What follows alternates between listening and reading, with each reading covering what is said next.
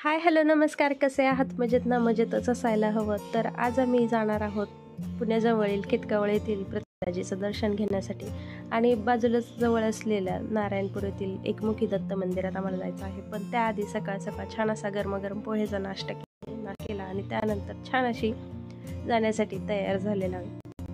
तर आम्ही आज चाललेलो आहोत प्रति बालाजीला आणि नारायणपूरला एकमुखी दत्त मंदिर आहे, तिकडे जायचा सकाळी प्लॅन झालाय. पण माझा भाऊ असं म्हणतोय की आपण तिकडे न जाता ओझर आणि लेण्याद्री करू, कारण पुण्यातून पलीकडे जायचं म्हणजे त्याचा असा विचार चालू आहे की पुण्यामध्ये ट्रॅफिक असेल, त्यामुळे आपण इकडे जाऊ. पण बघू आता पुन्हा पुढे गेल्यानंतर काय डिसाईड होतं ते. पण आजच्या सगळ्या ॲक्टिव्हिटी मी आज तुमच्यासोबत शेअर करते. चलो लेट्स गो. काय पुढे कुठे चाललाय तू एवढं रेडी होऊन?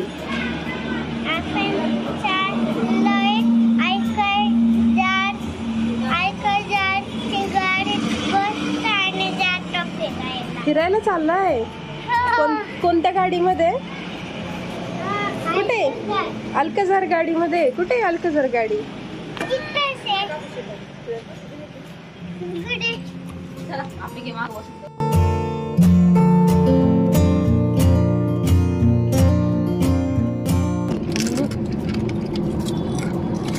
तर आता मावशी पण आलेली आहे, मावशी पण येणार आहे आमच्या सोबत आणि मावशीने सगळ्यांसाठी खाऊ आणलेलं आहे गाडीमध्ये खायला.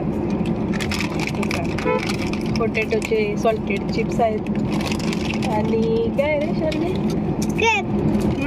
स्लाइस केक आणलाय. स्लाइस केक मावशी एकदा इकडे आहे कर.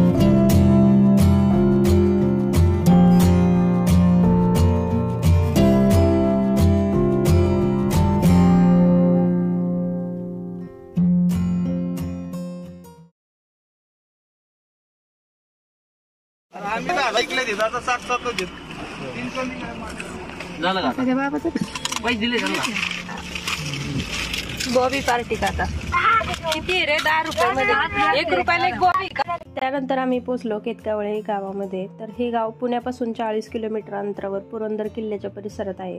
या गावात व्यंकटेश्वरा हॅचरीज या उद्योग समूहाच्या ट्रस्टने प्रति तिरुपती बालाजीचे मंदिर बांधले.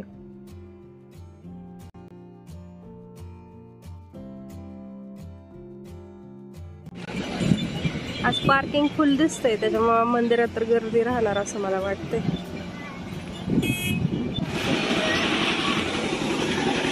कुठं आहे? लंडन आहे, दाखव. तुला बसायचंय का?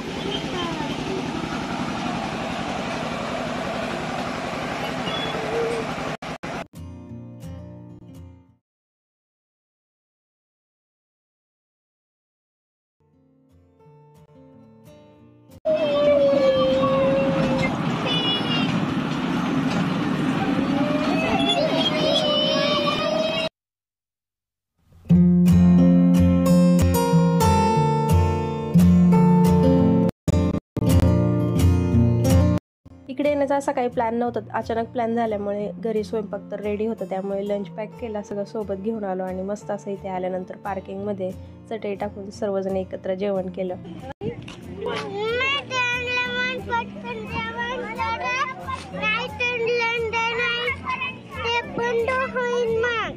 बरं पटकन जेवण करायचं आणि लगेच जायचं आपल्याला लंडन आय मध्ये बसायला. ओके चला मग जेवण करायचं आधी. तर आता जेवण करून आम्ही आता गाडी तिथेच पार्किंगला पार्क केलेली आहे आणि आता मंदिरात चाललोय. पण तिथे ना मोबाईल अलाउड नाही, त्यामुळे मोबाईल लॉकरमध्ये ठेवावा लागतो. तर पुढचा मला व्हिडिओ शूट करता येणार नाही. तर भेटते तुम्हाला दर्शन घेऊन आल्यानंतर.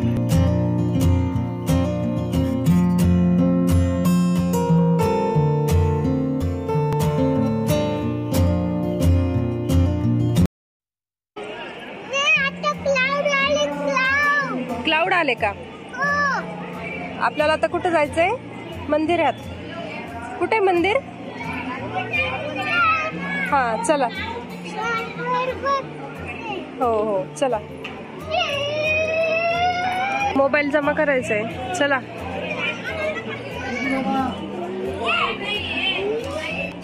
तर या मंदिरामध्ये मोबाईल अलाउड नाही, त्यामुळे आम्ही आधी मोबाईल जमा केला, दर्शन घेतलं आणि त्यानंतर मग बाहेर आल्यावर पुन्हा मोबाईल घेतला आणि परत मंदिराच्या पुढच्या बाजूला आलो. तर इथे मोबाईल आपण म्हणजे व्हिडिओ फोटोज काढू शकतो, त्यामुळे मोबाईल घेऊन आम्ही पुन्हा पुढच्या बाजूला आलो. आणि काय कमालचा व्ह्यू आहे, म्हणजे एकदम आकाशामध्ये ढगाळलेलं वातावरण आणि या कळसावरचे विविध रंगसंगतीमध्ये देवदेवतांच्या मूर्ती कोरलेल्या, खूप सुंदर असा हा सीन आहे. आणि आतमधला तुम्ही मंदिरामध्ये तर अलाउडच नाही, त्यामुळे छोटीशी क्लिप मी अशी काढलेली आहे. तर समोर इथे जे मंदिर दिसते ना, तर ते मेन प्रति बालाजीचं मंदिर आहे आणि त्याच्यासमोर पिवळ्या रंगाचा जो खांब दिसतोय ना, तर तो ध्वजस्तंभ आहे. म्हणजेच तिरुपती बालाजीला मेन मंदिरामध्ये जसं मंदिरासमोर ध्वजस्तंभ आहे, गरुड मंदिर आहे आणि मंदिराच्या बाजूने परिवार मंदिर आहे, तसंच इथं पण मंदिरासमोर ध्वजस्तंभ, गरुड मंदिर आणि बाजूने छोटी मंदिर आहेत. तर त्या छोट्या मंदिरांमध्ये सुदर्शन स्वामी, नृसिंह, पद्मावती, गोदामाता, वेणुगोपाल स्वामी अशा देवतांच्या मूर्ती आहेत त्याच्यामध्ये.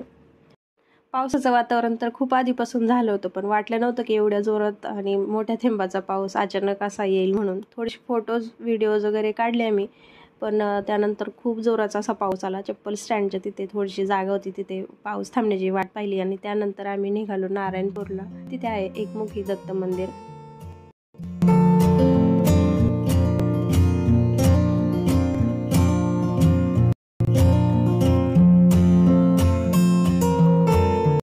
त्यानंतर आम्ही पोहोचलो नारायणपूरला श्री एकमुखी दत्त मंदिरामध्ये.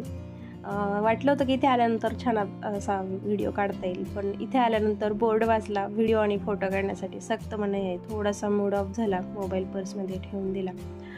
इथे आल्यानंतर थोडीशी गर्दी होती, रांगेत उभं राहिलो, 5-10 मिनिटमध्ये छान असं दर्शन घेतलं आणि मोबाईल तर पर्समध्ये ठेवूनच दिलेलं होतं. पण सोहमने त्याच्या मोबाईलमध्ये असे छोटे छोटेसे क्लिप्स कैद करून ठेवलेल्या होत्या, त्याने त्या मला शेअर केल्या, म्हणून हा व्हिडिओ मला तुमच्यासोबत शेअर करता आला. तर हा आहे मंदिराच्या मागच्या बाजूचा परिसर आणि माझ्या भावाने पण मंदिराच्या मिररमधून एक काढलेली छोटीशी क्लिप, ती मी तुमच्यासोबत पुढे शेअर केली.